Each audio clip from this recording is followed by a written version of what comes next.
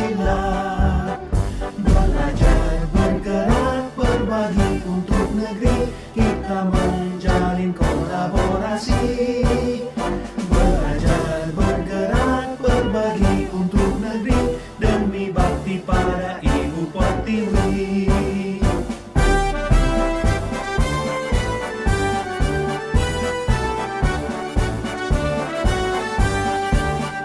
Bulatkan tekad, kuatkan hati, negeri ini memanggilmu kawan. Belajar, bergerak, berbagi.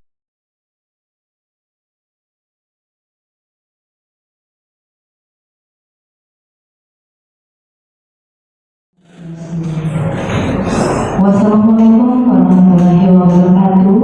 Namo Buddhaya, salam kebajikan. Yang kami hormati Bapak Kepala SMK Negeri 1 Tugu, begitu pula Bapak Ibu peserta Diseminasi Budaya Positif Kolaborasi CGP Angkatan 7 SMK Negeri 1 Tugu, Kabupaten Karangasem. Puja dan puji syukur kita panjatkan kehadirat Tuhan Yang Maha Esa, Ide Sang Yang Widiwasa, karena berkat rahmat-Nya lah kita dapat berkumpul dalam acara Diseminasi Budaya Positif Kolaborasi CGP Angkatan 7 SMK Negeri 1 Tugu, Kabupaten Karangasem, yang dilaksanakan pada hari ini, Kubu 3 Februari 2023. Adapun susunan pada acara hari ini, yang pertama pembukaan, yang kedua menyanyikan lagu kebangsaan Indonesia Raya, yang ketiga doa, yang keempat sambutan kepala sekolah SMK Negeri 1 Tugu, dan yang terakhir kegiatan diseminasi oleh calon guru putra angkatan 7. Hadirin yang kami hormati, acara pertama yaitu pembukaan sudah kita lakukan bersama. Acara selanjutnya menyanyikan lagu kebangsaan Indonesia Raya. Kepada hadirin dipersilakan untuk berdiri. Pada petugas silakan.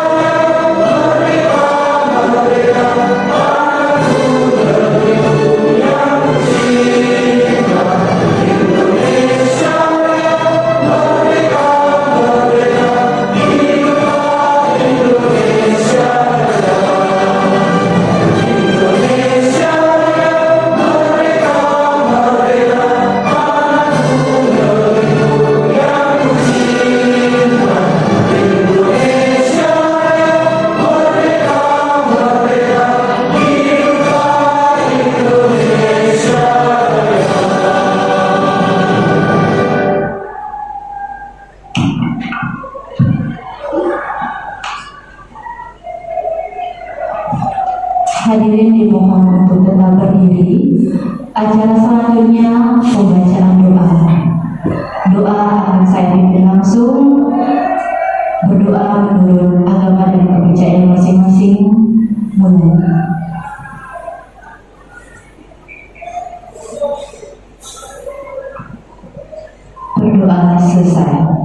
Hadirin dipersilakan untuk duduk kembali.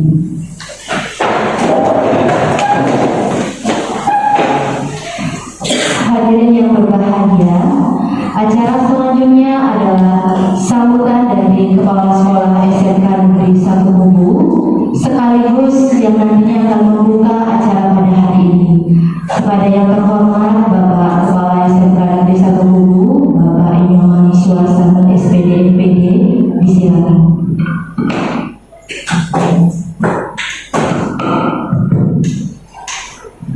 Terima kasih pada pembawa acara,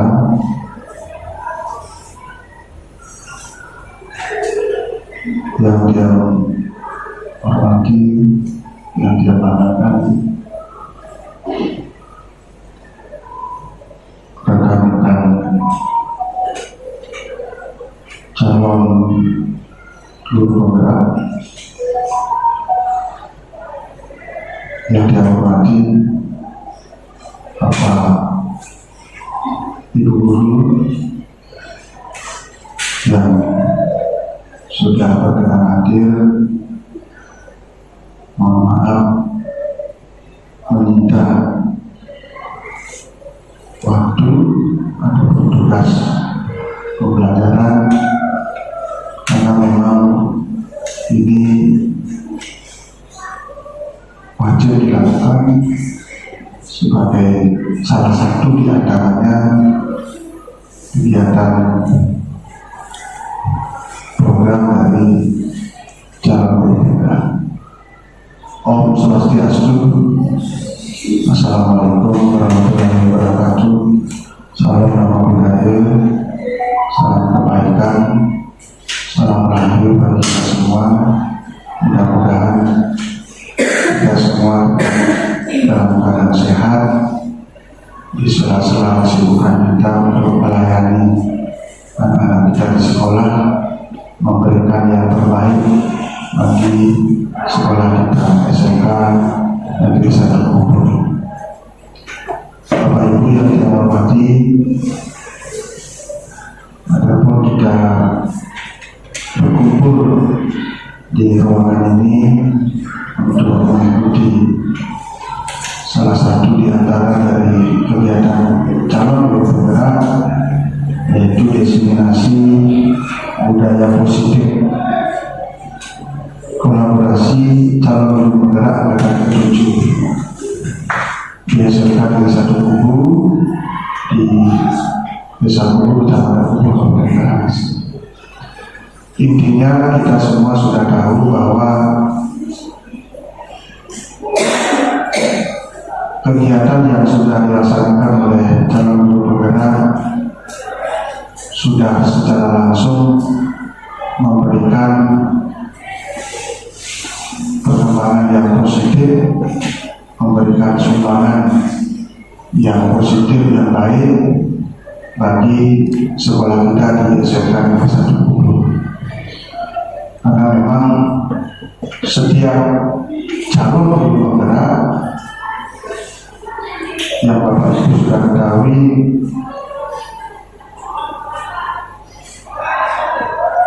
cukup ataupun sangat berat perjuangannya, karena harus melewati seleksi. Dan tahun ini yang pertama kalinya di SMK Negeri 1 Kubu bisa meloloskan 2 calon guru penggerak, dan ini merupakan kebanggaan kita bersama. Kemarin dia selalu bertanggung jawab oleh sekolah diundang juga dalam salah satu kegiatan di Karangasem untuk mendampingi selama 1 hari, dan dia kepala sekolah juga ikut larut di dalam kegiatan tersebut. Bapak Ibu yang dia hormati, itu saja yang bisa kita sampaikan. Mudah-mudahan sampai akhirnya nanti semuanya berjalan dengan lancar dan kita semua merasakan manfaat dari adanya calon guru penggerak di sekolah kita di SMK Satu Kubu, yang memang kita sepakati bahwa sudah mulai terlihat perubahan karakter dari masing-masingnya sudah kita. Pada hari ini, hari Jumat tanggal 3 Februari 2023, diseminasi budaya positif kolaborasi calon guru penggerak angkatan ke-7 di SMK Negeri Satu Kubu, Kabupaten Karangasem secara resmi dinyatakan dibuka. Terima kasih. Om Santi Santi. Demikian tadi sambutan dari Kepala SMK Negeri Satu Kubu yang sekaligus sudah membuka acara pada hari ini. Kami ucapkan terima kasih.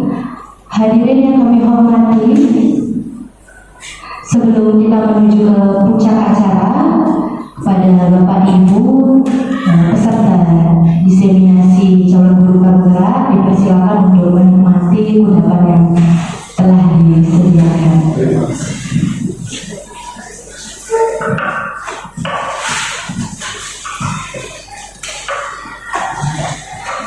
Selanjutnya kita masuk ke acara puncak, yaitu kegiatan diseminasi budaya positif calon guru penggerak angkatan 7 SMK Negeri Satu Kubu kepada Bapak Imade Mudian SAG MPD dan juga Bapak IGD ke Mas Darsi ke SPD. Disilakan. Baik, Ibu Bapak, mohon maaf, kami calon guru penggerak angkatan 7 di SMK Negeri Satu Kubu meminta bahwa Ibu Bapak dalam kegiatan diseminasi budaya positif serangkaian kegiatan calon guru penggerak di angkatan 7. Sebelum kami menyampaikan diseminasi budaya positif, kami awali dengan pengasuh karir Om Swastiastu. Barangkali kami akan meminta waktu Ibu Bapak dalam beberapa jam ke depan, karena kami secara kolaborasi, artinya budaya positif yang akan kami diseminasi, kami akan bergantian berdua. Setelah saya akan dilanjutkan oleh rekan kita, yaitu Bapak Giri juga yang sama juga selaku calon guru penggerak, gitu ya. Sebelum lain kita ada diseminasi budaya positif sesuai tertera dalam muatan layar kita. Kemudian sebelum kita mulai, kami mohonkan dulu tepuk tangan dari Ibu Bapak semua.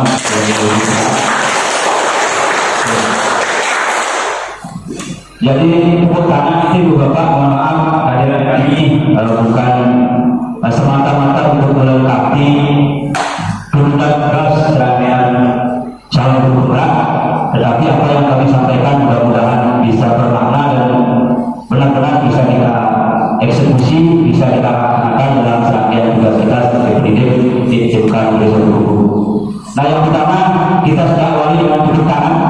Jadi tepuk tangan itu sesuatu yang simpel, sederhana, tetapi dalam pola pendidikan kurikulum merdeka sekarang, sejatinya tepuk tangan itu adalah salah satu wujud apresiasi kita kepada peserta didik.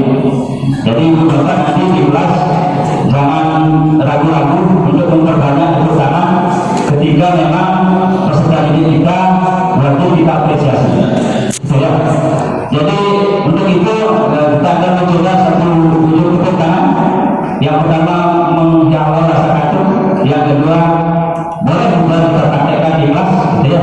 Saya contohkan, nanti bisa Ibu Bapak tiru bila mana berkenan, gitu ya. Tepuk tangannya sederhana. Ya, saya contohkan dulu. I am the best, you are the best, we are the best, the best, yes. Dan sehat.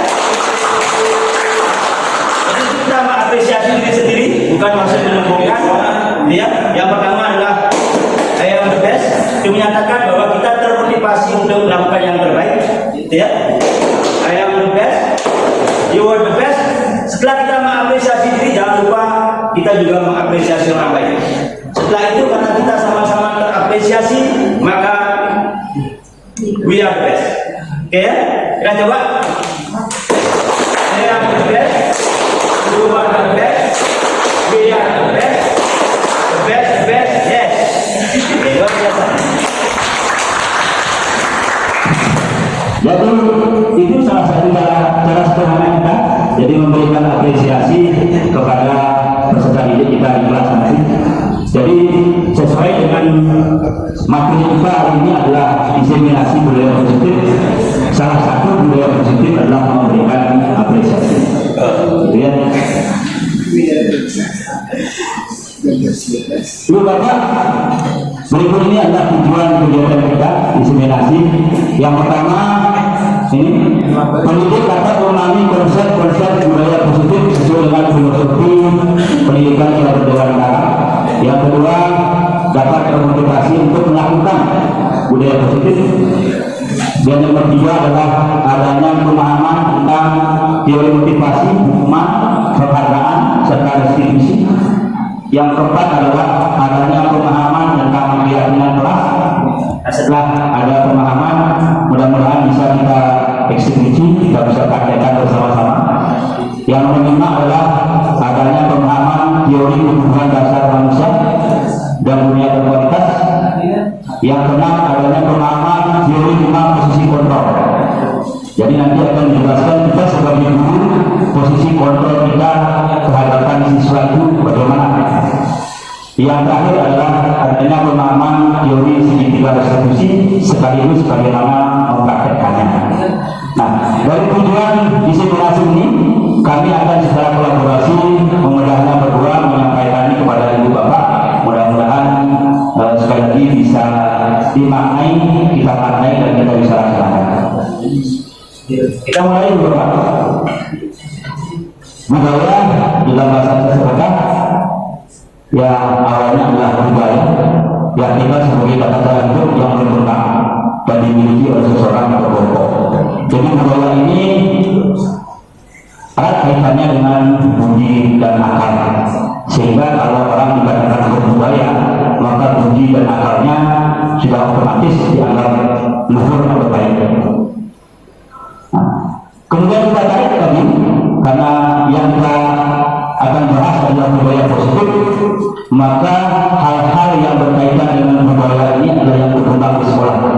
Dia akan berkembang menjadi nilai-nilai, kemudian keyakinan-keyakinan dan kebiasaan yang berkembang di sekolah berpihak kepada peserta didik. Nah, kenapa berpihak kepada peserta didik? Dalam pola pendidikan kekinian ibu bapak ini harus mengacu kepada filosofi pemikiran dan berdewasa. Sekarang juga dengan yang dicanangkan oleh pemerintah sebagai visi besar pendidikannya, yaitu profil pelajar Pancasila. Jadi kita diharapkan sesuai dengan filosofi pemikiran yang berdewasa. Nah, apa muaranya?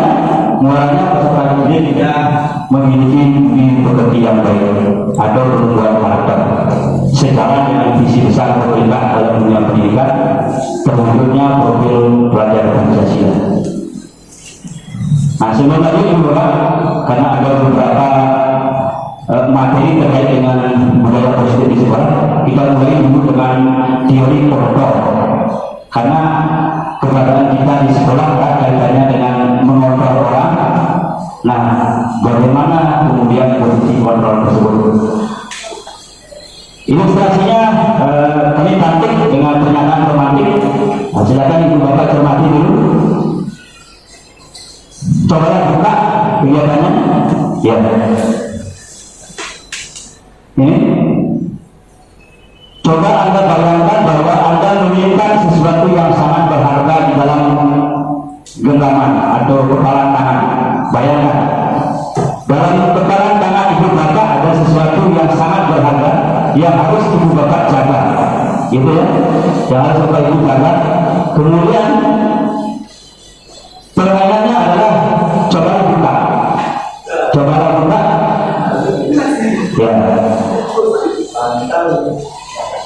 Ini tugas rekan Anda adalah mencoba dengan segala cara untuk membuka kepala kanan Anda.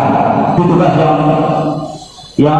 pertama. Yang kedua adalah tugas Anda adalah menjaga kepala kanan itu dengan segala cara juga. Nah, setelah itu kira-kira apakah Anda akan membuka kepala kanan Anda dengan menunjukkan godaan atau paksaan teman Anda?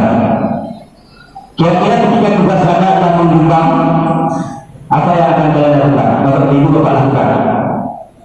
Ada yang bisa memberikan jawaban? Tugas Ibu Bapak adalah membumbang sesuatu yang sangat berharga, yang harus Ibu Bapak jawab, harus Ibu Bapak pertahankan. Kemudian tugas saya adalah meminta untuk membuka. Kira-kira Ibu Bapak akan membuka atau tetap menutup? Nah, kira-kira alasannya apa? Ya, silakan. Kita berikan tepuk tangan dulu.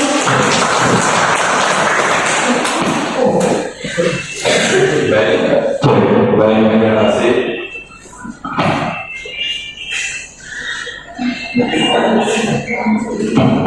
Baik, terima kasih atas waktunya. Di sini ada soal bukan ya. Dalam arti yang kita pegang itu sesuatu yang kita anggap berharga. Kita anggap belum tentu juga orang lain menganggap kalau itu dibuka juga surat. Nah, di sini kalau saya tidak diminta pun akan saya buka. Kenapa?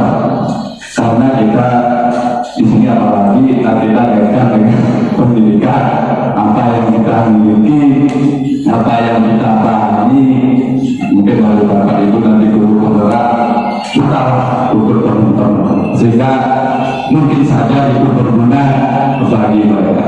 Nah, itu menurut saya. Sekali lagi saya akan buka dengan tidak ada perasaan dari teman.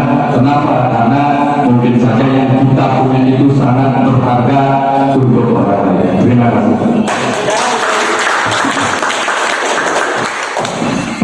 Ya, jadi luar biasa. Akan kita pandangan bersama memilih untuk membuka. Ada yang memiliki pandangan berbeda? Bersilakan. Halo. Terima kasih teman-teman. Kalau menurut saya tergantung pada tingkat keuntungan dan kerugian. Apabila itu adalah sama-sama menguntungkan antara saya dengan yang mau membuka, maka mungkin akan terjadi. Tetapi kalau memang itu adalah merugikan diri saya karena itulah hak milik yang sangat saya hargai, maka tidak akan saya buka selama itu tidak menguntungkan bagi kedua belah pihak. Terima kasih.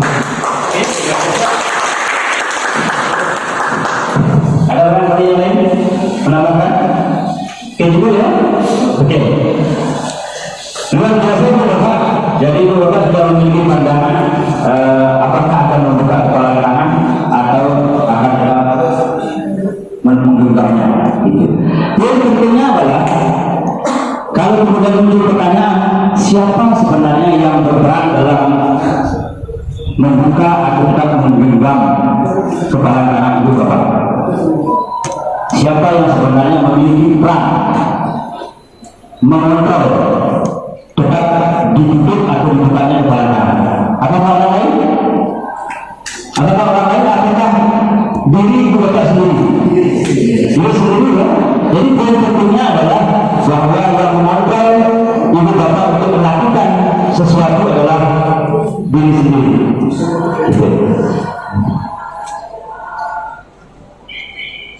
Ini berkaitan dengan perubahan paradigma atau cara kita berpikir.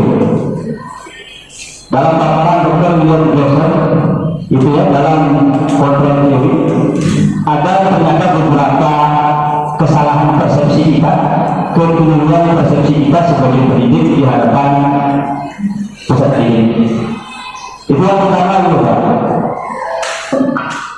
Ilusi guru dengan murid ini ternyata dianggap masih keliru. Yang kedua, ilusi bahwa semua penguatan positif, efektif dan bermanfaat. Ilusi bahwa kritik dan membuat orang merasa bersalah dapat menguatkan karakter. Dan yang terakhir, ilusi bahwa orang dewasa memiliki hak untuk memaafkan. Ini pada dasarnya kita sebagai pendidik tidak bisa memaksa peserta didik untuk melakukan sesuatu jika peserta didik memang tidak mau melakukannya. Itu kalaupun bisa konteksnya hanya dalam waktu jangka pendek dan pemaknaannya juga tidak terlalu baik. Itu ini tindakan muslim kebutuhan adalah bentuk kontrol segala usaha untuk mempengaruhi murid. Ini juga ternyata juga tidak terlalu efektif dalam dunia pendidikan saat ini. Ilusi mengkritik dan membuat orang merasa bersalah akan menguatkan karakter. Ini juga mispersepsi menurut teori kontrol yang disampaikan oleh Eliezer. Ilusi bahwa orang dewasa memiliki hak untuk memaksa. Ini juga bentuk mispersepsi. Nah, ini berkaitan dengan stimulus respon, berkaitan dengan teori kontrol, pandangan tentang dunia. Salah kita Bapak, realitas kebutuhan kita sama. Kadang-kadang kita berpikir bahwa sesuatu yang kita inginkan pasti akan diinginkan oleh orang lain. Karena kita menganggapnya sama. Ternyata kebutuhan kita berbeda. Itu. Semua orang melihat hal yang sama. Ternyata setiap orang memiliki gambaran berbeda. Ini kemudian tadinya nanti kepada pendidikan di kelas kita dituntut untuk melakukan tes diagnostik di awal untuk mengamati gambaran pembelajaran kita yang cocok untuk masing-masing siswa. Karena akan berbeda. Ketika kita menganggap bahwa semua siswa kita memiliki kebutuhan yang sama, ternyata di sana mispersepsinya. Itu. Kita mencoba mengubah orang agar berpandangan sama dengan kita. Kita berusaha memahami pandangan orang lain tentang sesuatu. Itu ini pergeserannya. Orang lain bisa mengontrol saya. Nah ini seperti dikatakan tadi, sebenarnya yang bisa mengontrol kita adalah diri kita sendiri.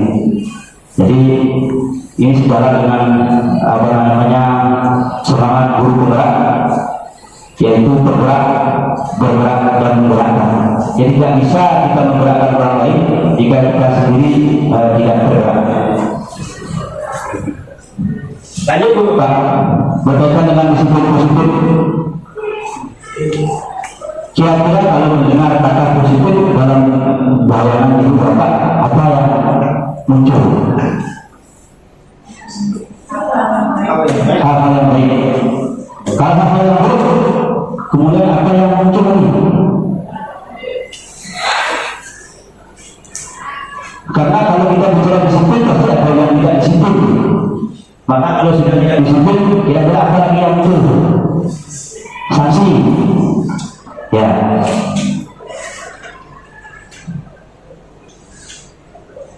Ketika mendengar kata disiplin, kira-kira apa yang terbayang? Kebanyakan orang akan menghubungkan kata disiplin dengan kata tertib. Sekarang ya Bapak ya. Ya sekarang kita akan terjebak teratur dan kepatuhan pada peraturan. Disiplin juga sering dihubungkan dengan hukuman. Padahal itu sungguh berbeda. Karena belajar dan disiplin tersebut tidak harus dengan memberi hukuman. Justru itu adalah salah satu alternatif terakhir. Kalaupun bisa dihindari, maka hukuman dalam konteks pendidikan zaman sekarang adalah ditiadakan. Nanti kemudian kalau hukuman ditiadakan, apa yang dipakai sebagai pengganti, terus bagaimana melaksanakannya? Lebih lanjut nanti akan dipaparkan.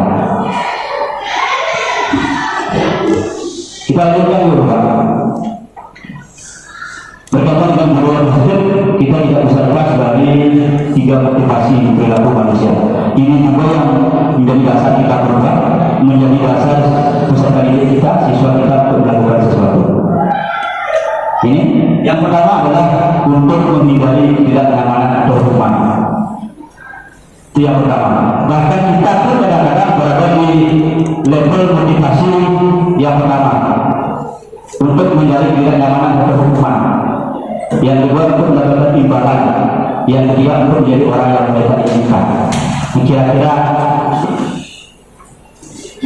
saya selaku calon guru penggerak juga mendapatkan pertanyaan yang sama, termasuk bermaksud menyampaikan kira-kira posisi peserta didik kita berada di dalam motivasi yang mana. Jujur Bapak, saat itu saya menjawab dengan yang pertama. Kami menjawab yang pertama untuk menghindari ketidaknyamanan atau hukuman. Jadi siswa kita melakukan sesuatu supaya tidak dihukum. Itu. Tugas kita adalah menggeser semua itu menjadi motivasi terbaiknya. Ada satu kita lebih baik untuk mendapatkan imbalan atau penghargaan dari orang lain. Ini contohnya misalnya Bapak, siswa kita itu rajin belajar supaya mendapatkan juara kelas. Kemudian setelah mendapatkan juara kelas, mendapatkan piagam kejuaraan, penghargaan, itu sedikit lebih baik dari sekedar menghindari hukuman. Tetapi di samping itu ada tiga teori motivasi yang terbaik, artinya adalah ini untuk menjadi orang yang inginkan dan menghargai diri sendiri dengan nilai-nilai yang mereka percaya. Itu istilahnya, kalau kita misalnya sebagai pendidik tetap termotivasi datang pagi ke sekolah bukan semata-mata untuk menghindari misalnya teguran dari bapak kepala sekolah itu, atau bukan untuk mendapatkan ini loh guru kami yang rajin yang bisa dijadikan contoh kemudian diberikan keutamaan. Nah, bukan demikian maksudnya, pun demikian kepada siswa. Tapi karena kita percaya nilai-nilai yang ada dalam diri, jadi siswa melakukan sesuatu yang baik karena menyadari kewajibannya sebagai murid dan sadar dalam melakukan itu. Pun demikian dengan kita sebagai pendidik. Nah, teman, berkaitan dengan disiplin ini yang terbayang tadi di dalam hukuman. Kita berencana bersekat tiba-tiba anak atau murid tidak tahu apa akan terjadi.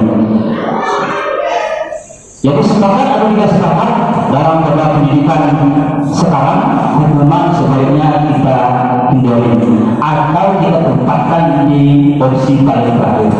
Mudah-mudahan opsi sebelum hukuman diberikan sudah dilaksanakan dengan baik dan membawa dampak yang positif. Konsekuensi ini sedikit lebih baik daripada hukuman. Kita sudah membuat perjanjian dengan peserta didik. Konsekuensi kalau siswa melakukan A akan mendapatkan apa, kalau siswa melakukan ini akan mendapatkan apa. Jadi siswa sudah sadar karena ada konsekuensi. Penghargaan, ternyata penghargaan ini juga tidak selamanya baik di bawah. Kenapa? Karena penghargaan juga ini penghargaan menghukum. Ada istilah atau diksi penghargaan hukum. Kapan penghargaan dianggap sebagai hukuman? Nah, ini Bapak. Orang-orang yang tidak dalam posisi mendapat penghargaan tersebut menganggap dirinya sedang menerima hukuman. Di situ rating misalnya coba. Ini menghargai yang mendapatkan ranking, tetapi yang kemudian tidak mendapatkan ranking, dia akan merasa sangat tidak dihargai dalam konteks posisi penghargaan sebagai hukuman. Jadi dalam jangka panjang ternyata penghargaan ini juga tidak terlalu efektif. Apalagi dikaitkan dengan teori motivasinya tadi. Jadi motivasinya masih di tataran level 1 dan 2, belum yang tertinggi yaitu kesadaran. Ini restitusi. Ini restitusi adalah posisi terbaiknya. Ini ketika murid berbuat salah, guru tidak mengatakan untuk menebus kesalahan dengan membayar sejumlah uang, memperbaiki kerugian dan lain sebagainya. Nah, lebih lanjut nanti dalam restitusi nanti disampaikan oleh rekan kita Pak Dirjen, bagaimana langkah-langkah restitusi, bagaimana tahapannya, bagaimana ciri-ciri restitusi. Jadi tujuannya yang akan lebih lanjut memaparkan. Nah, ini Bapak dalam penerapan budaya positif di sekolah, kami sudah melaksanakan beberapa hal. Yang pertama, sederhana saja bahwa sebagai pendidik dalam filosofi pemikiran belajar kewartaan kita diibaratkan sebagai laku petani. Maka dalam penumbuhan budaya positif di sekolah di kota, tugas kita sebagai pendidik adalah memberikan ruang tumbuh yang terbaik kepada peserta didik. Jadi ibarat mengolah sawah, kita tumbuhkan tanahnya, kita berikan pupuk terbaik, kemudian kita halau hambanya supaya bibit yang kita semai bisa tumbuh dengan baik. Kemudian kita juga harus menghargai peserta didik. Wujud sederhananya ketika ini kalau kita di kelas mengajar jangan ragu-ragu untuk memberikan tepuk tangan, menghalau kantuk, sekaligus juga untuk wujud apresiasi. Tidak mesti apresiasi penghargaan itu berupa barang. Yang jelas dia menyentuh sisi terdalam daripada murid. Ini mimpi kita bersama, kita sebagai pendidik dihasilkan dari satu buku, bisa menyambut anak-anak di pagi hari, ya kita interaksi dengan baik, menghargai mereka, karena mereka sudah bersemangat hadir ke sekolah ini. Tidak ada salahnya kita bersemangat menyambut mereka yang juga bersemangat. Mereka akan merasa sangat dihargai. Mari kita bersama-sama bergerak menuju ini. Kemudian ini pembuatan kesempatan kelas yang sudah saya lakukan di kelas. Kemudian ini restitusi. Kemudian ini juga pembuatan keyakinan kelas yang kita buat di kelas. Mudah-mudahan Bapak setelah kegiatan ini bisa mempraktekkan langsung bagaimana membuat keyakinan kelas. Lebih lanjut nanti dipaparkan oleh Pak Kabir bagaimana tahapannya, kemudian nanti akan keyakinan kelas. Karena keyakinan kelas merupakan jawaban dari posisi kita sebagai pendidik yang diharapkan untuk menghilangkan atau menghindari posisi sebagai penghukum. Dari saya demikian, kemudian akan dilanjutkan oleh rekan kita Pak Geni Tinggur dalam materi selanjutnya. Di sana ada 5 posisi kontrol guru, kemudian ada restitusi dan bagaimana membuat keyakinan kelas. Ya, demikian, mohon maaf kekurangan dari penyampaian saya secara pribadi. Mudah-mudahan ada makna. Kemudian kalau memang ada yang ditanyakan nanti setelah penyampaian terakhir dari rekan kita. Terima kasih.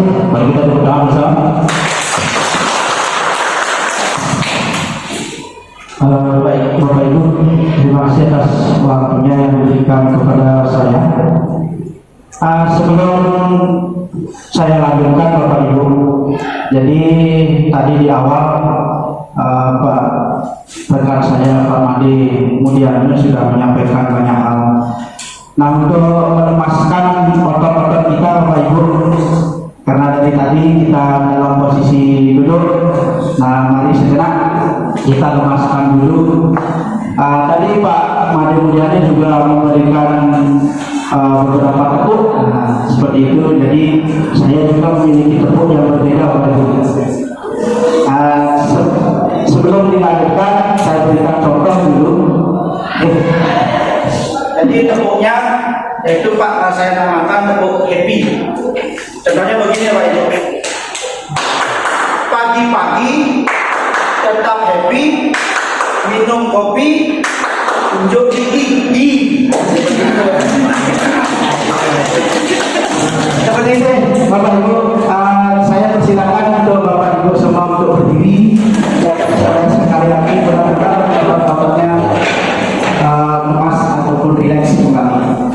Ya, mari kita mulai bersama-sama Bapak Ibu. 1, 2, 3. Pagi-pagi tetap happy, minum kopi, unjuk gigi. Oke, silakan duduk kembali. Ya, jadi tujuannya selain untuk melepaskan otot-otot kita, kita di pagi hari ini tetap dalam suasana ataupun situasi yang berbeda ataupun happy Bapak Ibu. Nah, walaupun tadi juga disebutkan di tepung itu minum kopi, tetapi yang disuguhkan adalah air mineral ataupun aqua. tapi tidak menyurutkan semangat Bapak Ibu untuk mengikuti kegiatan hari ini, yaitu diseminasi budaya positif, kemudian kolaborasi dari calon guru penggerak yang kami lakukan.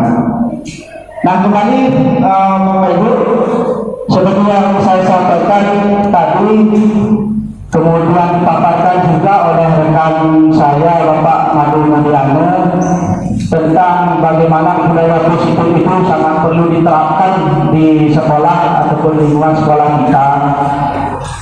Kemudian berikan juga beberapa contohnya di awal jam pelajaran ataupun sebelum memulai jam pelajaran, mari kita membiasakan diri untuk menyapa siswa kita, kemudian juga berikan beberapa pemahaman ataupun nasihat kepada siswa agar bisa mengikuti proses pembelajaran dengan baik. Nah, untuk kesempatan ini saya memiliki tugas ataupun bagian menjelaskan bagaimana nanti proses ataupun bagaimana Bapak Ibu harus berlaku menerapkan budaya positif itu sendiri. Yang di awal juga disampaikan oleh Pak Made beberapa teori-teori dari budaya positif itu sendiri. Jadi teori tanpa adanya praktek jelas akan kurang baik Bapak Ibu. Kemudian praktek tanpa ada landasan teori yang mendukung di awal jelas juga sangat berbahaya. Ya. Saya lanjutkan Bapak Ibu. Nah, dari teori yang sudah disampaikan ataupun dipaparkan oleh rekan saya tadi, nah sekarang pertanyaannya adalah bagaimana cara kita sebagai guru untuk menanamkan budaya positif kepada siswa kita. Sudah juga dapat disampaikan tadi, salah satunya adalah dengan menyapa siswa, kemudian membiasakan sebelum pelajaran dimulai, yaitu dengan berdoa, bahkan ketika pelajaran setelah berlangsung juga diakhiri dengan doa bersama. Nah, itu adalah salah satu bagian dari penanaman budaya positif itu sendiri, Bapak Ibu. Nah, kemudian cara yang lebih kami tekankan nanti kepada Bapak Ibu, semoga bisa menerapkannya juga kepada siswa-siswa ataupun murid-murid kita. Salah satu caranya itu adalah dengan membuat keyakinan kelas. Nah, ini merupakan mungkin sesuatu yang baru bagi Bapak Ibu, bahkan saya juga kami juga selaku calon guru penggerak merupakan hal yang baru tentang keyakinan kelas itu sendiri. Nah, saya jelaskan sedikit keyakinan kelas ini. Kalau misalnya yang sudah ada, yang sudah berlangsung, itu namanya peraturan sekolah, Pak Ibu. Peraturan sekolah. Nah, kemudian sesuai dengan program pemerintah saat ini digeserlah menjadi keyakinan sekolah. Itu dulu Bapak Ibu.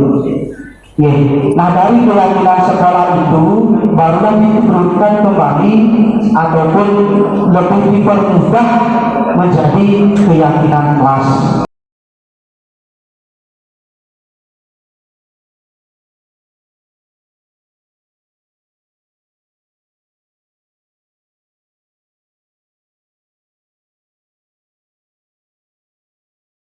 Om Swastiastu, saya Kadak Lindiani Edi Markusia dari kelas 12 PB 4. Saya ingin mengucapkan terima kasih atas kesempatan yang diberikan kepada kelas kami untuk pemilihan keyakinan kelas dan kelas impian.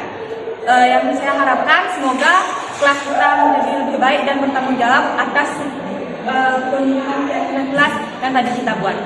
Sekian yang bisa saya sampaikan. Saya ucapkan terima kasih. Saya tutup dengan para muslim. Om Swastiastu. Perkenalkan, nama saya Iputu Artawan. Saya dari kelas 12 4 TB 4. Di sini saya akan mengucapkan terima kasih karena sudah diberikan untuk memiliki keyakinan kelas untuk membuat kelas impian.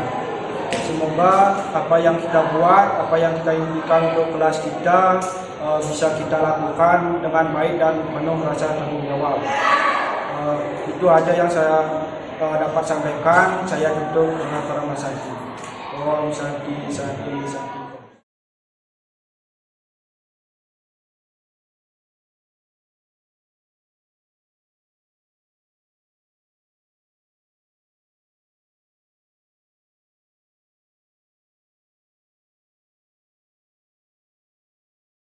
Tentang kebutuhan dasar manusia.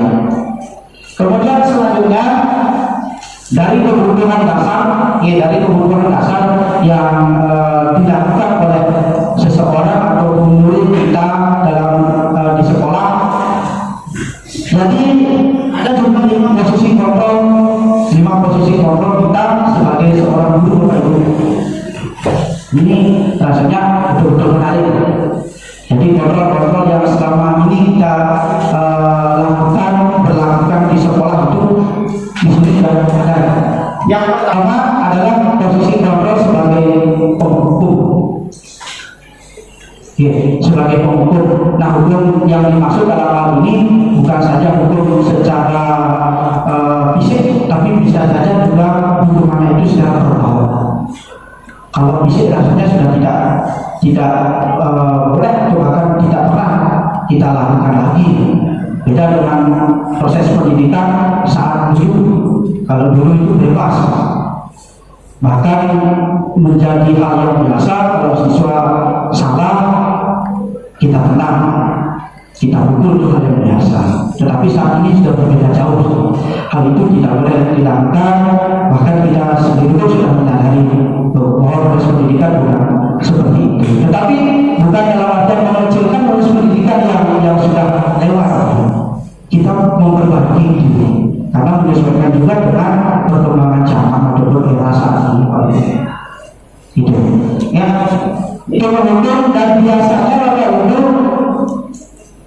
bahkan saya sendiri juga sering melakukan ataupun berada di posisi kontrol yang pertama sebagai penghukum.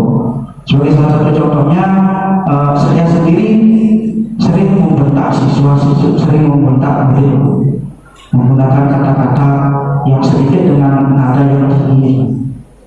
Itu contohnya, misalnya ketika siswa kita sepatunya melanggar, tidak menggunakan kaos sesuai ketentuan, buka saja, nggak usah pakai sepatu.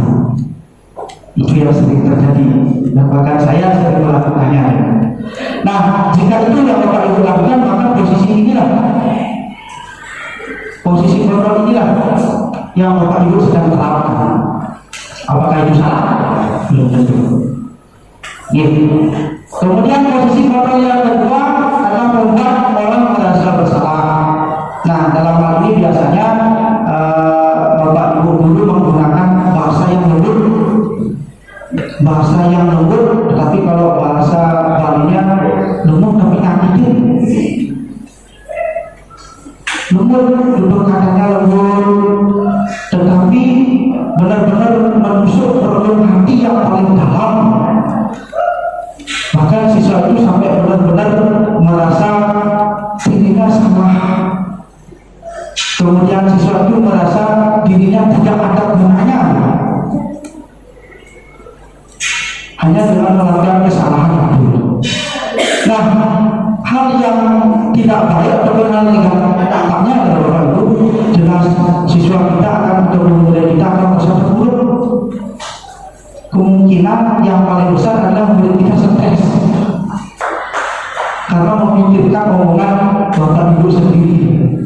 Karena kalau berat-berat pacaran ini sudah kena yang paling dalam hatinya. Nah, itu dampak negatifnya di posisi kontrol. Kemudian posisi kontrol yang selanjutnya adalah sebagai teman. Nah, sebagai teman. Nah, dalam hal ini guru berlaku memantapkan hubungan baik. Jadi ada mungkin guru yang sudah memiliki hubungan baik dalam artian biasa berkomunikasi dengan siswa, dengan bahasanya, kemudian di rumah juga sering bertemu di kesehariannya. Nah, suatu ketika murid itu melakukan kesalahan atau melakukan kekeliruan, nah guru ini memanfaatkan hubungan baiknya itu. Kamu sudah saya tolong. Maka dari itu sekarang bantu saya, tolong kerjakan tugasnya, supaya nanti tidak saya dimarahi oleh Bapak Kepala Sekolah karena tidak berhasil dalam mendidik ataupun mengajar. Istilahnya hanya meminta siswa untuk mengerjakan tugas saja tidak bisa. Itu ya. Nah, posisi kontrol itu akan Bapak Ibu terapkan misalnya kalau sudah berada ataupun berlaku seperti itu. Kemudian kontrol yang selanjutnya sebagai pemantau. Nah, sebagai pemantau dalam hal ini adalah mengawasi, sebagai pengawas. Misalnya kata-kata yang digunakan, kamu masih ingat nggak dengan peraturan sekolah kita? Bagaimana sih kamu ini? Itu yang biasa digunakan. Jadi mengawasi siswa itu merasa diawasi 24 jam non-stop di 8 jam di sekolah. Dan dampak negatifnya sangat jelas, Pak Ibu. Siswa akan merasa jenuh, merasa akan seperti berada di penjara karena terus merasa dikontrol, tidak ada kebebasan. Jadi siswa di sini, murid di sini tidak bebas mengeksplor dirinya, mengeksplor potensi yang ada dalam dirinya. Padahal tujuan daripada proses pembelajaran saat ini adalah memberikan kebebasan kepada siswa itu untuk mengeksplorasi potensi yang ada dalam dirinya. Itu Bapak Ibu. Kemudian posisi kontrol yang terakhir adalah manajer. Nah, posisi manajer dalam hal ini adalah bagaimana guru itu berlaku untuk selalu menuntun siswa, menuntun murid, bukan menuntut. Bukan menuntut Bapak Ibu, tapi menuntut. Kalau misalnya menuntut berarti ada tanggung.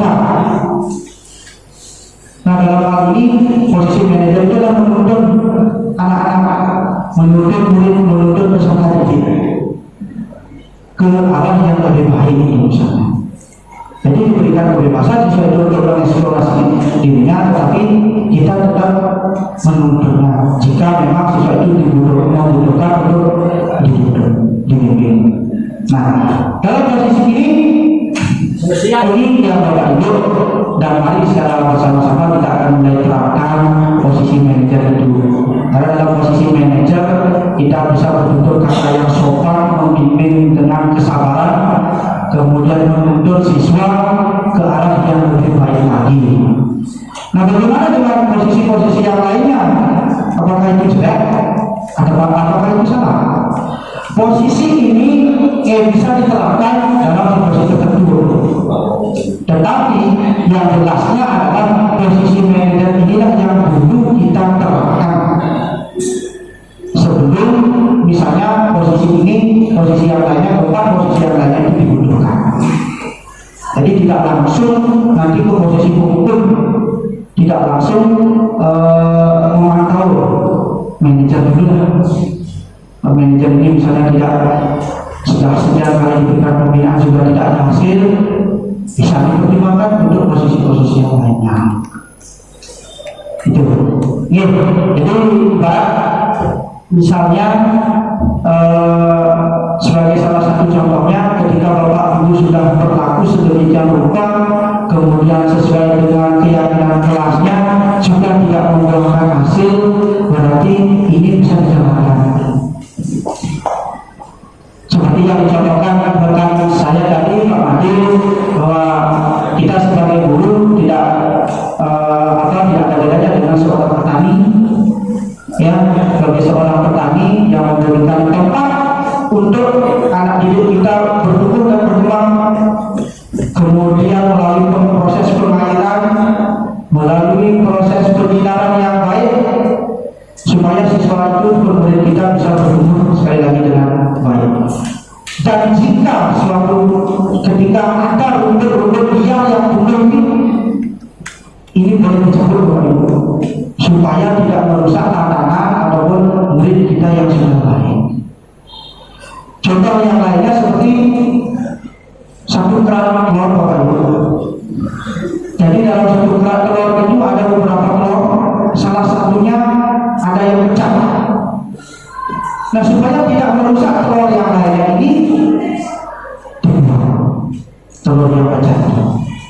berarti kemungkinan kalau itu bisa digunakan atau dimanfaatkan di tempat lain. Nah, seperti itu Bapak Ibu untuk posisi modal.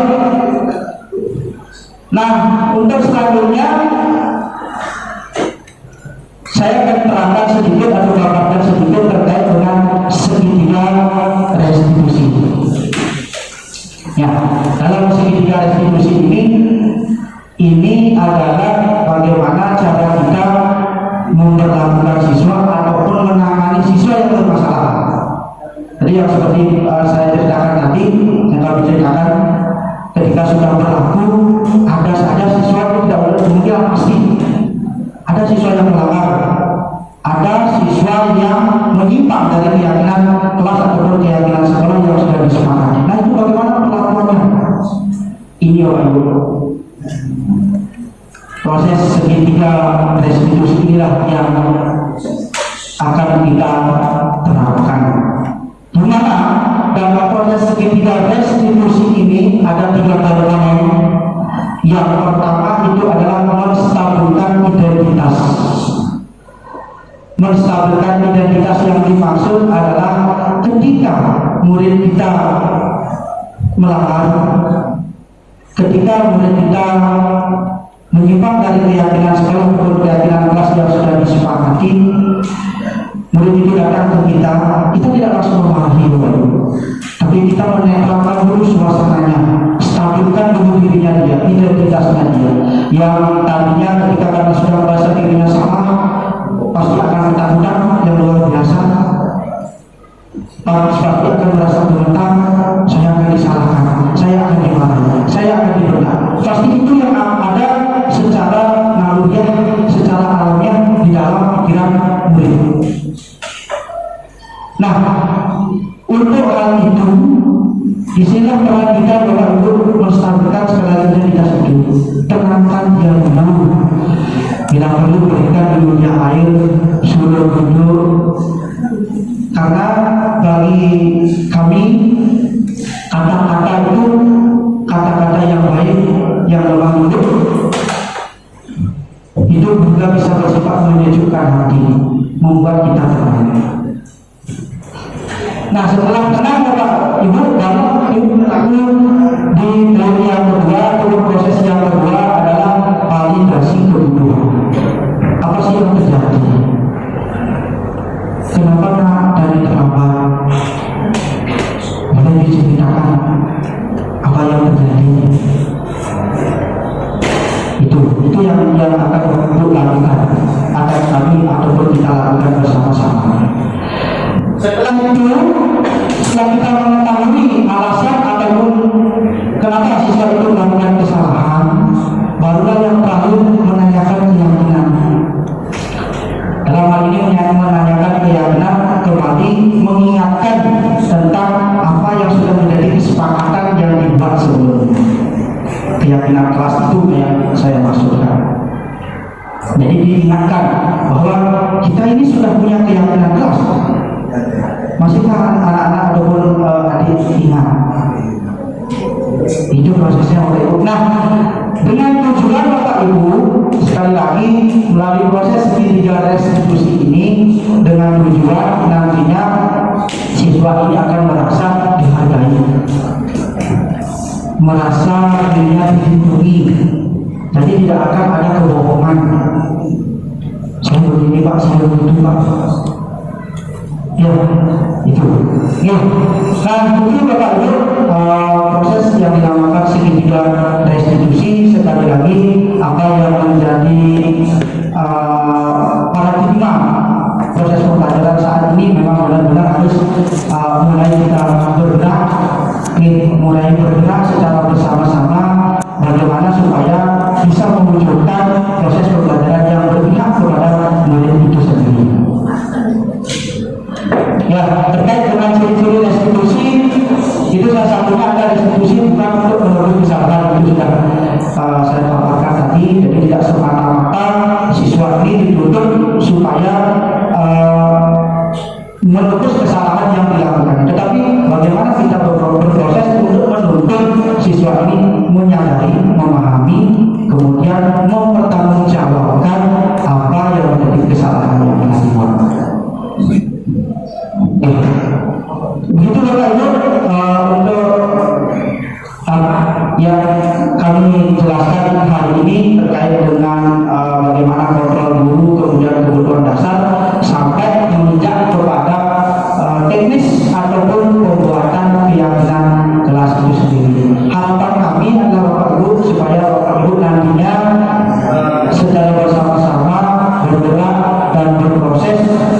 yang lebih awal dulu membuat keyakinan kelasnya, setelah itu baru berproses yang lain sambil jalan Bapak Ibu sekali lagi.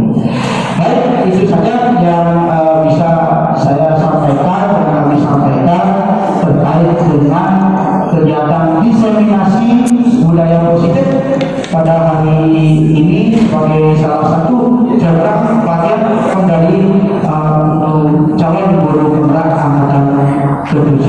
Terakhir Bapak Ibu, saya akan tambah di kelas-kelasnya.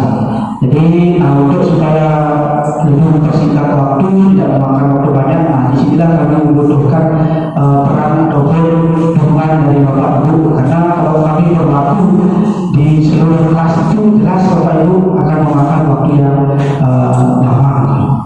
Nah, sekian pemaparan ataupun penjelasan dari kami dalam kegiatan diseminasi budaya positif, kemudian melalui proses kolaborasi kami berdua yaitu calon guru penggerak angkatan 7 di SMK Negeri 1 Kubu. Sekali lagi terima kasih atas kesediaan dan waktunya Bapak Ibu, dan yang terpenting adalah sekali lagi mari bersama-sama sesuai dengan jadwal CDP yang sekarang yaitu bergerak dan menggerakkan.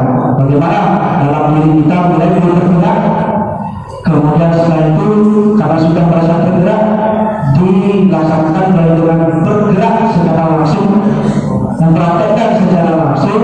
Setelah mempraktekkan secara langsung, mari menggerakkan secara bersama-sama supaya tujuan yang menjadi tujuan utama itu bisa tercapai. Sekali lagi terima kasih. Kami tutup dengan salam satu. Om Santi Santi Santi Om.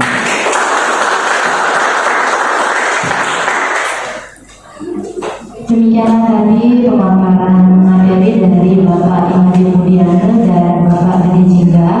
Selanjutnya adalah sesi diskusi kepada Bapak Ibu. Apabila ada hal-hal yang ingin ditanyakan, dipersilakan. Keyakinan kelas itu dibuat siswa dengan walinya, gitu. Berarti bukan dengan guru mata pelajaran, gitu ya? Iya. Bos, ada lagi poin yang hampir sama.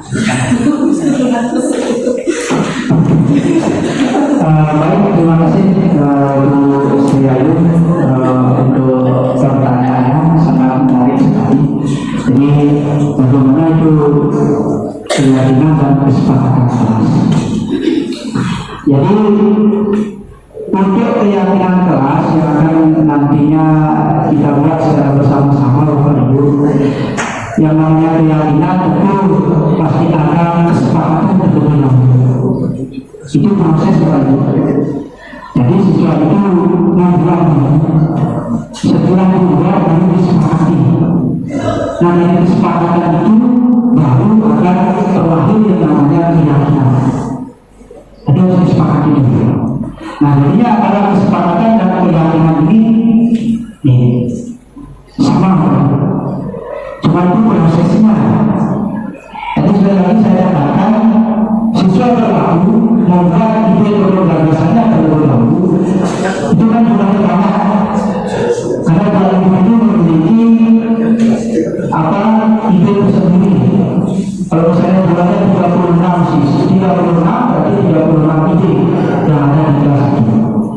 Nah hal itu dilakukan Bapak Ibu disepakati secara bersama-sama dulu.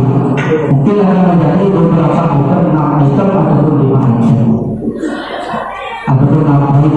Poin penting yang mewakili semua tulisan ataupun ide dari poin itu. Nah dari kesepakatan ini baru kita yakini. Tidak mungkin kan kesepakatan disepakati saja, itu tidak diyakini. Tujuan keyakinan kelas kedua itu seperti yang saya sampaikan, supaya dilaksanakan. Anda harus yakin dulu. Sepakat sudah, kemudian kita harus yakin. Setelah yakin, mari kita laksanakan. Yakin dalam artinya sudah pasti ini. Itu baru bisa dilaksanakan. Demikian Bapak Ibu, Pak Ibu. Baik, terima kasih Pak. Terima kasih juga kepada Pak Ayu atas pertanyaannya, sangat menginspirasi.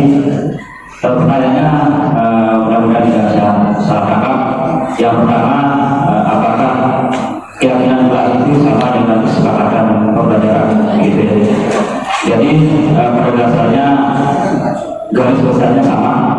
tapi levelnya yang berbeda. Ada kesepakatan kelas itu lebih luas sifatnya daripada kesepakatan pembelajaran. Jadi kesepakatan pembelajaran itu dibuat oleh masing-masing guru mata pelajaran. Itu disilahkan untuk membuat kesepakatan atau keyakinan pembelajaran sesuai dengan pelajaran yang diambil. Nah, keyakinan atau kesepakatan pembelajaran ini juga barang tentu sesuai dengan keyakinan atau kesepakatan kelas yang telah dibuat. Jadi keyakinan dan kesepakatan kelas itu bisa dibuat oleh masing-masing wali kelas, begitu. Kemudian masing-masing keyakinan pembelajaran, kesepakatan pembelajaran, kemudian keyakinan kelas, kesepakatan kelas. Ketika semua kelas sudah memiliki kesepakatan dan keyakinannya masing-masing, itu akan bermuara menjadi keyakinan atau kesepakatan sekolah. Itulah jadi yang namanya peraturan sekolah akan bergeser menjadi keyakinan sekolah sebagai wujud muara dari gabungan keyakinan kelas, keyakinan pembelajaran yang telah dilakukan.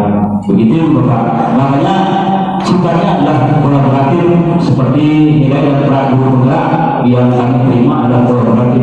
Sekali lagi kami tidak bisa berbuat hanya berdua.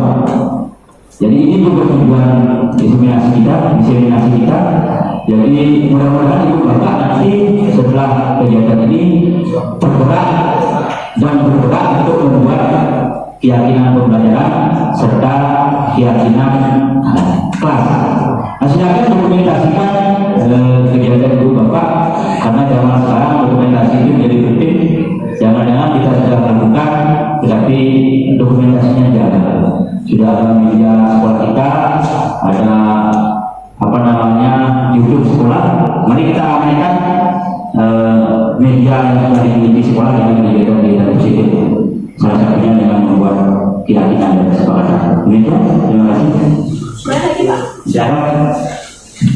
Tadi kan Bapak bilang kan kesepakatan kelas hampir sama dengan kesepakatan pembelajaran. Kebetulan saya juga sudah melakukan kesepakatan pembelajaran pada kelas saya. Salah satunya adalah siswa menolak kamus setiap pembelajaran bahasa Inggris, karena kamus itu kan memang dibutuhkan untuk mencari kata bagaimana. Itu ada beberapa siswa yang banyak siswa yang mereka tidak membawa kamus. Sekali dan saya peringatkan 2 kali, 3 kali, bahkan sampai berkali-kali. Kemudian tadi bisa dikatakan bahwa juga bilang tidak boleh menghukum siswa. Terus apa yang harus saya lakukan ketika siswa itu melakukan hal yang sama terus-menerus? Terima kasih. Nah, terima kasih. Pertanyaannya sangat menarik dan semakin mendalam. Barangkali tidak hanya satu guru memiliki masalah demikian, rata-rata guru memiliki. Pertanyaannya adalah, sudahkah kita menerapkan segitiga restitusi? Gitu. Nah, sudahkah kita menerapkan segitiga restitusi? Mari kita koreksi diri sendiri, karena peran guru berikutnya adalah kolaboratif yang harus kita kedepankan. Kita tingkatkan masalah pembelajaran kita, apakah dialami oleh rekan-rekan guru lain, apakah hanya berlaku pada pembelajaran kita saja, apakah di guru yang lain juga mengalami masalah yang sama. Jadi masalah pembelajaran kita tidak selamanya kita berdiam diri, tapi terbuka dengan teman kita sharing. Nanti ketika kita sharing, termasuk menyampaikan masalah tersebut kepada orang tua. Karena berbicara tentang pendidikan di sekolah, kita tidak bisa melepaskan konteksnya dengan orang tua. Jadi kita jalankan dulu tahapan pembinaannya, restitusinya, sampai kepada pembinaan orang tua, di mana sebenarnya letak permasalahannya. Apakah memang tidak mampu membeli kamus, atau hanya sekedar lupa membawa, atau hanya sengaja tidak membawa. Barangkali demikian bisa diterangkan. Baik, jadi di sini saya tidak menambahkan tapi menekankan kembali. Jadi seperti yang saya sampaikan tadi, yang saya jelaskan, ketika siswa ada yang bermasalah, ketika ada siswa yang menyimpang keyakinan atau diyakini kemudian dibuat. Ada mahasiswa seperti itu, benar sekali rekan saya. Jadi kita kembali ke proses segitiga restitusi itu.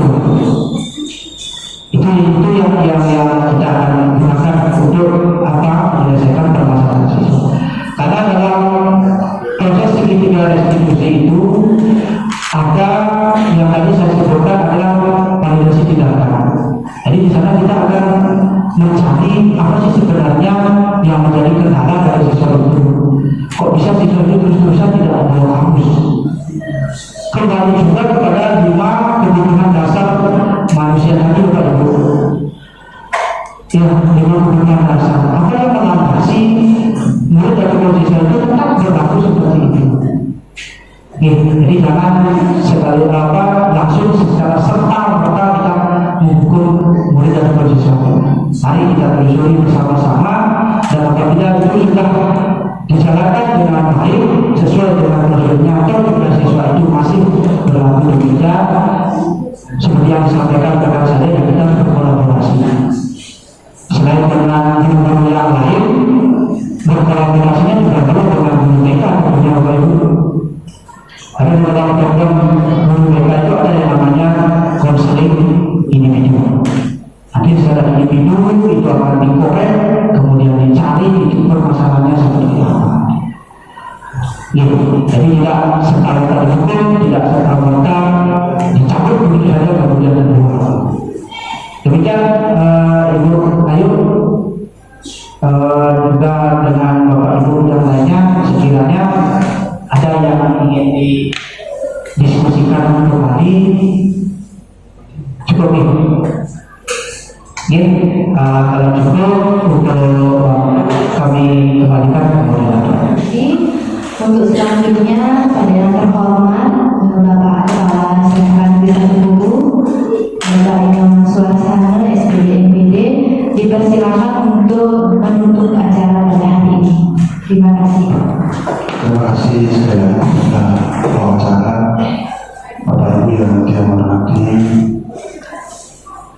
Inilah komitmen kita bersama. Jadi inilah yang dia inginkan selaku penanggung jawab kepala sekolah. Apapun kegiatan kita dari awal sampai akhir, itu memang kita komitmen kalau sudah dari awal mengikuti, berarti mengakhiri juga harus mengikuti. Dan mudah-mudahan kegiatan berikutnya dalam guru bergerak bisa berlangsung dengan lancar, kemudian bisa bekerjasama dengan baik dengan Bapak Ibu guru di sekolah kita.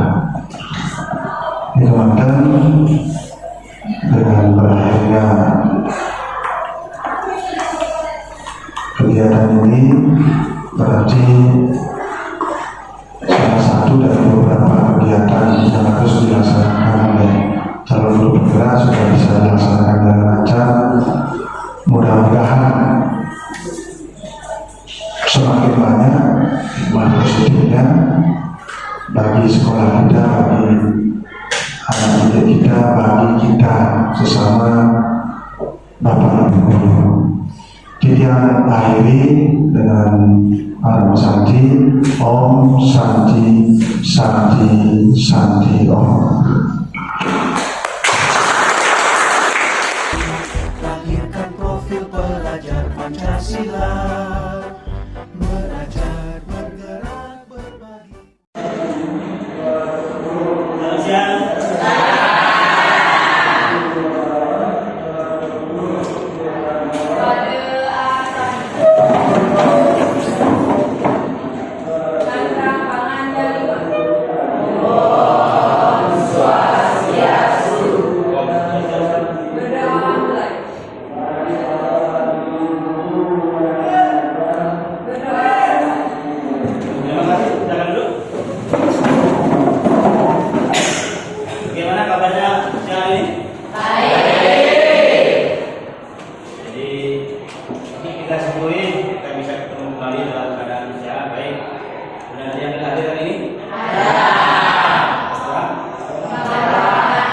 Ada yang karena sakit? Ada. mudah-mudahan tidak ada yang sakit. Jadi teman kalian yang tidak bisa hadir mungkin karena ada alasan yang mendasari, mudah-mudahan besok sudah bisa langsung hadir berbakti dalam proses pembelajaran. Oke, kita bertemu lagi di siang hari ini. Nah, dalam kesempatan ini sebelum kita akan lanjut dalam pembelajaran berikutnya, ada hal penting yang ingin kita buat bersama. Kenapa bahasanya kita buat? Karena Bapak mengharapkan apa yang nanti dilakukan kalian bisa berperan aktif, kemudian bisa berguna buat kalian selama mengikuti proses pembelajaran di SMK Negeri 1. Gitu ya. Jadi Bapak langsung saja dalam konteks pendidikan kekinian yang dikenal dengan kurikulum merdeka. Jadi setiap siswa itu diberikan kebebasan dalam tanda kutip untuk turut serta dalam proses pendidikan seaktif, baik pembelajaran di kelas, kemudian dalam kedisiplinan di tingkat sekolah dan lain sebagainya. Sehingga apa yang kita sepakati di sekolah nanti itu di siswa masing-masing ada rasa memiliki. Ya. Jadi bahasa yang kemudian sering dipakai dalam proses pembelajaran kita di kelas adalah keyakinan kelas. Jadi apapun yang kita lakukan selama berinteraksi di kelas itu dasarnya adalah keyakinan kelas. Kemudian masing-masing kelas bergabung, keyakinan kelas yang dibuat itu akan menjadi keyakinan sekolah. Ya, jadi yang dahulu kalian mengenal kata tertib sekolah, aturan sekolah itu dengan nama kata tertib atau peraturan, sekarang namanya adalah keyakinan sekolah. Sedangkan di level kelas namanya adalah keyakinan kelas. Ya, jadi hari ini kita akan buat, tidak usah tegang, santai saja. Ya, keyakinan ini dibuat sebagai cerminan dari wujud kelas yang kalian inginkan. Jadi makanya namanya adalah kelas impian. Namanya impian dalam angan-angan kalian itu apa sih? Kelas yang saya harapkan. Misalnya kelas yang saya harapkan ini tertib misalnya. Contoh. Tetapi masih dalam konteks kepantasan dalam dunia pendidikan. Jangan baru namanya kurikulum merdeka terus saya ingin pulang setiap hari jam 8 pagi. Karena demikian konteksnya. Paham kan? Bapak akan bagikan medianya di kelasnya tentang blog. Ya, mudah-mudahan apa yang kalian curahkan di sini namanya curah bersama pemikiran kalian tulis. Kemudian nanti setelah selesai kita tempel bersama-sama di papan tulis.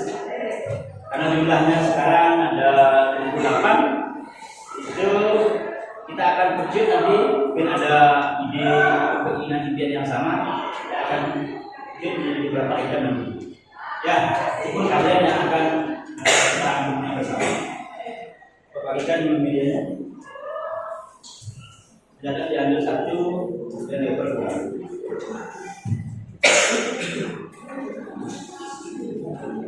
Dan satu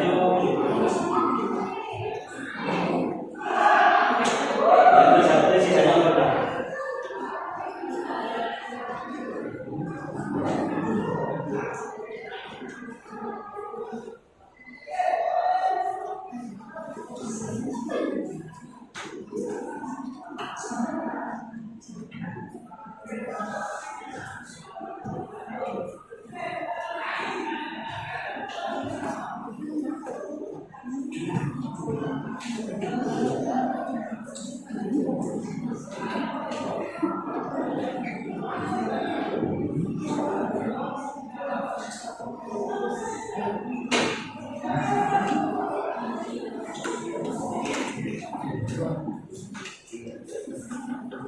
Silakan mulai ditulis.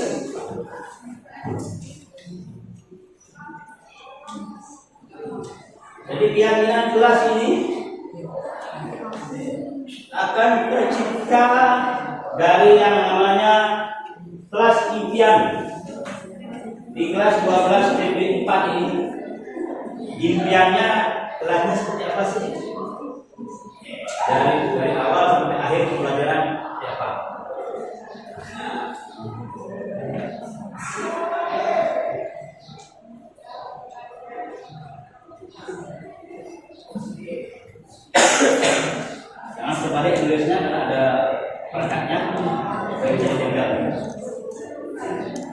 Barangkali sudah? Tuh, biarnya singkat, jelas mungkin cara sudah.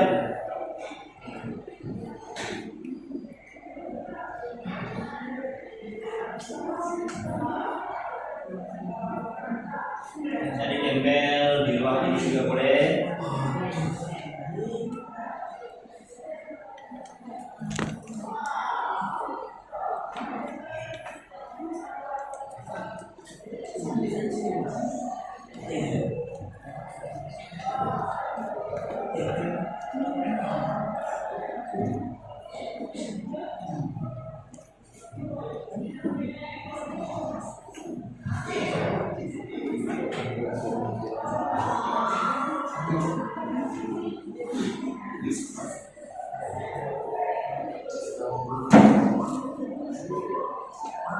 Sudah selesai?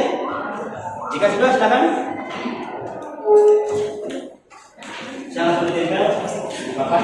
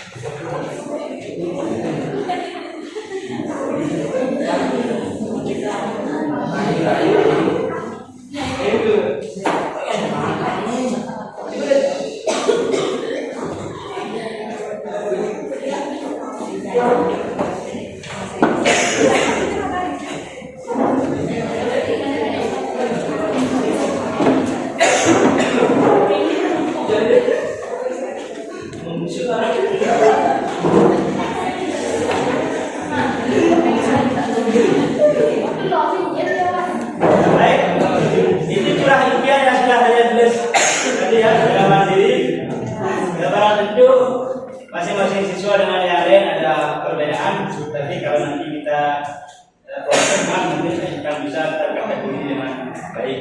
Ya, gimana caranya? Senang ya? Jadi seperti itu pola kita nanti dalam menjaga kedisiplinan baik di kelas kemudian di sekolah. Jadi kalian akan dilibatkan secara aktif dalam begini supaya kalian tidak hanya menerima tetapi menjadi pelaku dari awal. Terciptanya impian itu, adanya impian itu, kemudian bagaimana impian itu bisa terwujud.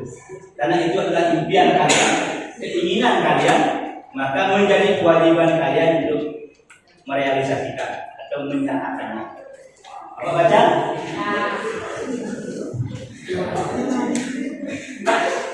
Ya, yang pertama, saya ingin kelas ini tetap bersih dan rapi.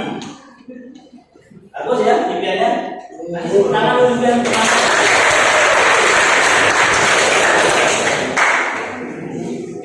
Kemudian yang berikutnya ada saya harus datang ke sekolah tepat waktu setiap hari. Saya ingin kelas yang rapi. Semua siswa harus mentaati tata tertib sekolah. Saya ingin teman-teman mengikuti pelajaran dengan tertib. Saya mau semua siswa berpakaian rapi setiap hari. Sudah ini sudah terkategori. Saya akan rajin sekolah, saya akan melawat guru. Kemudian saya ingin kelas yang tertib.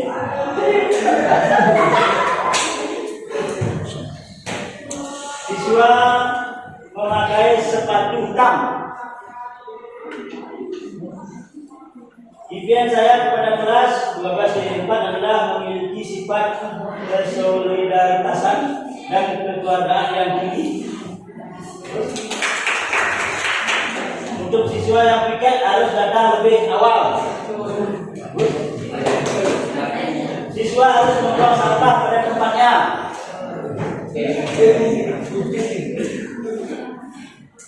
Harapan saya semoga teman-teman yang tidak masuk sekolah tetap membuat surat agar tidak mendapatkan alfa. Saya ingin siswa cowok juga ikut dalam kegiatan pembersihan kelas. Ini berarti cowoknya jarang berpartisipasi nih. Siswa berubah dari sembarangan habis. Saya mau seluruh siswa mengikuti seluruh pelajaran. Saya siswa harus mengadakan pembersihan kelas di kelas dengan sistem gotong royong. Kemudian pembelajaran diawali dengan doa. Saya ingin semua teman supaya tidak mengganggu teman membuat tugas. Ini yang pertama. Aku ingin kelas ini isi kipas angin.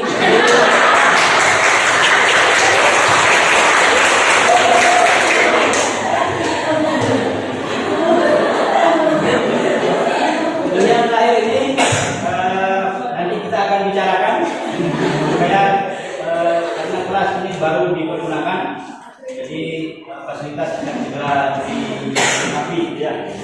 Baik, dari semua ini impiannya sangat luar biasa. Jangan dulu.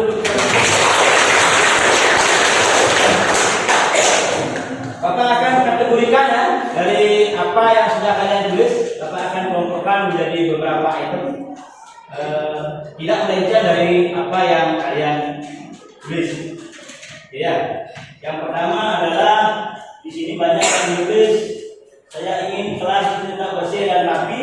Kemudian cowok berpartisipasi dalam kebersihan, itu relatif sama. Ada juga yang berdoa, apa yang tadi kita lakukan di awal kita masuk, salam kemudian berdoa. Itu impian awal kelas ini adalah seperti itu. Juga ada yang menulis tadi, maka kalimatnya adalah berdoa sebelum dan sesudah pelajaran. Maka ya, sudah ada yang menulis demikian.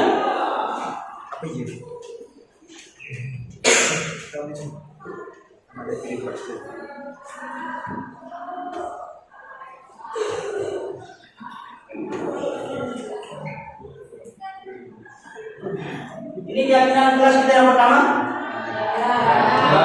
Dari apa yang ada teman kalian yang menulis bahwa pembelajaran itu diawali dengan doa. Berdoa sebelum dan sesudah pelajaran. Kira-kira susah nak dilakukan? Ya. Kemudian yang berikutnya apa dari itu? Saya ingin kelas ini rapi. Itu berarti cowoknya berpartisipasi dalam piket.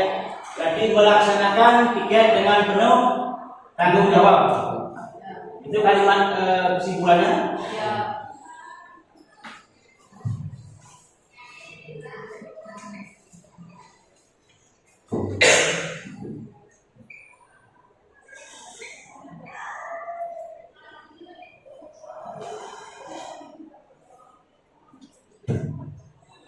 Nanti setelah ini item yang Bapak tulis, kalian tulis lagi di dalam kertas model begini tapi agak besar, kemudian ditempel. Ini kelasnya karena baru, belum ada hiasannya sama sekali. Ya. Berikutnya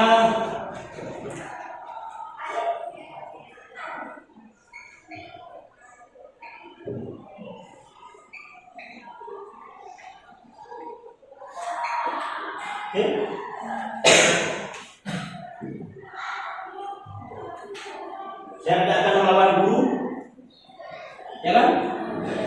Jadi Bapak rangkum menjadi kalimat saling menghargai. Jadi posisi kita dalam proses pembelajaran dalam interaksi di sekolah supaya nyaman. Bapak menghargai kalian sebagai peserta didik, anak-anak juga menghargai siapapun guru yang ada di kelas dan ada di sekolah kita. Kita sudah saling menghargai dan sama-sama enak.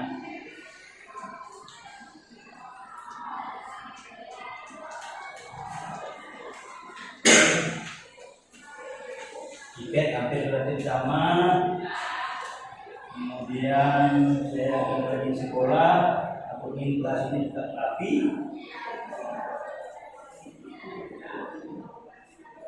Saya ingin mengikuti pelajaran dengan tertib.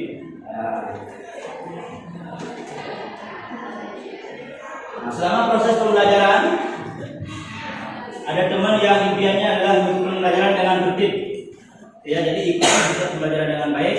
Kalau kalian ingin keluar pada saat pembelajaran ini dilakukan, apa etikanya?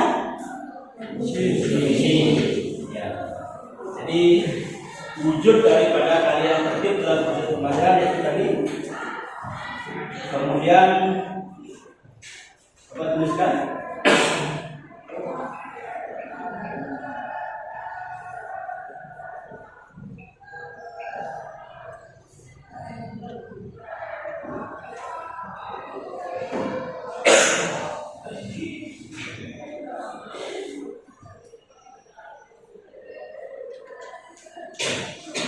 Dan buang sampah, tepat waktu, legalitas,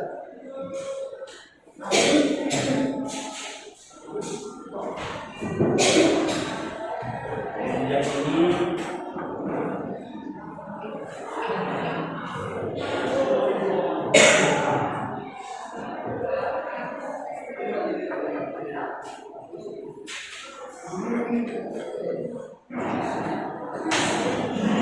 itu kesimpulan dari apa yang kalian tulis.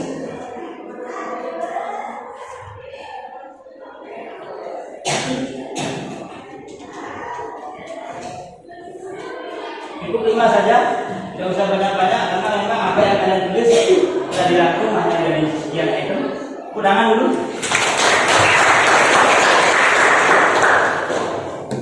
Dari 5 item itu bisa nggak kamu kira-kira merealisasikannya? Sama ya?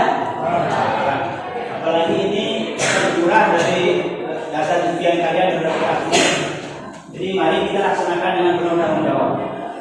Yang pertama, berdoa sebelum dan sudah pelajaran. Itu ya. Yang kedua,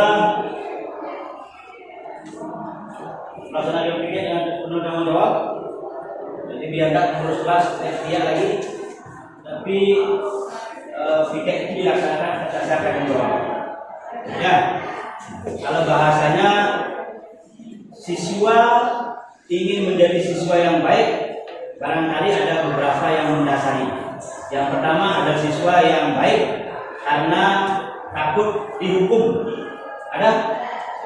Takut dihukum. Kemudian yang kedua, siswa baik itu karena ingin mendapatkan penghargaan, mendapatkan pujian. Nah, tapi semua itu mari kita tarik. Kita menjadi siswa yang baik, meyakini keyakinan kelas yang sudah kita buat, keyakinan sekolah yang kita akan buat, itu karena motivasi dalam diri sebagai wujud tanggung jawab. Jadi kalian menyadari tanggung jawab sebagai siswa yang baik.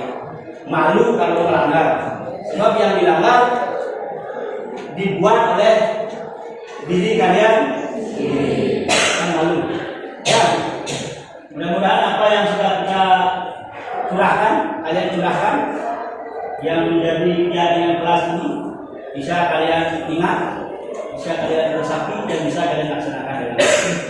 Ya, di sana ada pertanyaan? Ada ya? Bagaimana perasaannya sekali lagi senang membuat keyakinan kelas?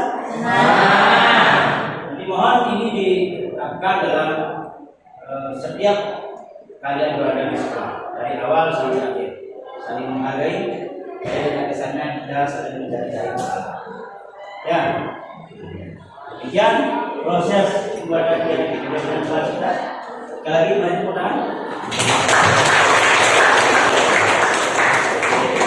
Sebagai wujud kalian mencintai apa yang kalian buat ini, Bapak ingin mencari dokumentasinya. Silakan semua rekan, kita proses foto di depan majelis.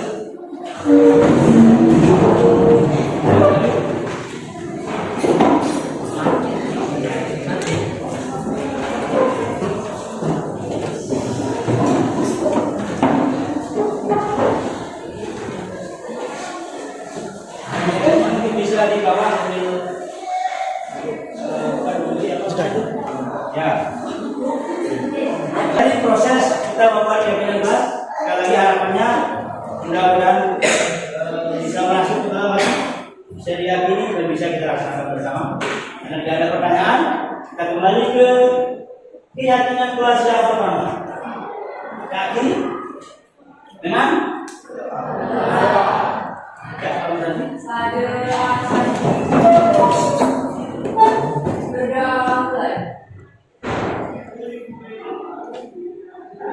berdoa selesai.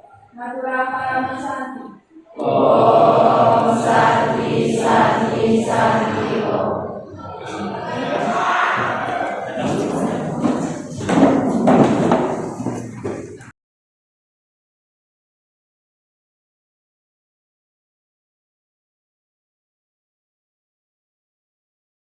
Selamat siang, terima kasih atas kesempatan yang diberikan kepada saya.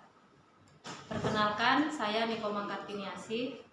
Saya adalah guru bahasa Indonesia di SMK Negeri 1 Hulu. Selama ini saya perhatikan rekan saya, Bapak Made Mudiane, sudah melaksanakan kegiatan-kegiatan sebagai calon guru penggerak.